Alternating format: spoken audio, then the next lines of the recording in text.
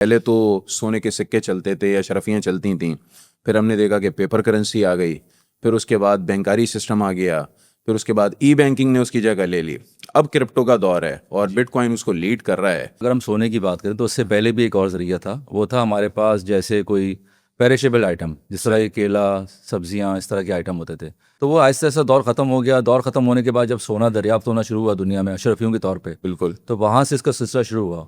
उसके बाद वक्त के साथ साथ ये देखा गया कि उसमें कमी आती चली गई, जितना ढूंढना था वो निकाल दिया, जितना आना था। लेकिन जब हम इसको डिसेंट्रलाइज लेके जाना शुरू हुआ, यानी कि और दूसरी कंट्रीज़ ने जहाँ पे नहीं था उनको चैलेंजेस आने शुरू किए। सही। तो उन्होंने ये किया कि अब जाहिर सी बात है, अगर उनके पास ये चीज़ नहीं मिल रही, अगर कोई ऐसी कमोडिटी है वो उनको नहीं मिल रही, तो उसके बदले क्या किया जाए। तो उसके बाद फिर ये नोट्स करेंसी का आगाज़ हुआ, और ये इस वादे के साथ हुआ था कि इसके पीछे कुछ ना कुछ असासा रखा जाएगा। ठीक है। या तो वो सोने के तौर पर होगा, या वो किसी ऑयल के तौर पर होगा, या कोई ऐसी मादनियात होगी जो बराबर उसके दर्जा रखती होगी। ठीक।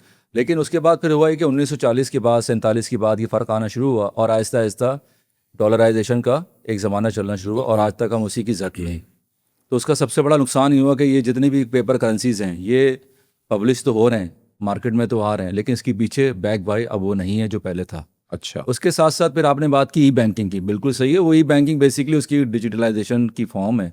2008 में हो गया क्लैप्स, मार्केट हो गई क्लैप्स। उस दौरान सतोशी नाकामोटो नामी एक साहब थे, वो कहने लगे कि जहाँ तक बात है पैसों की, इस दरमियान हमेशा से एक बीच में थर्ड पार्टी रहती है सही। जो काम करती है बैंक का, सेंट्रल बैंक का।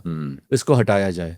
इस सिलसिले में उन्होंने करेंसी निकाली जिसका नाम रखा बिटकॉइन, और इसके पीछे जो टेक्नोलॉजी थी वो थी ब्लॉकचेन टेक्नोलॉजी।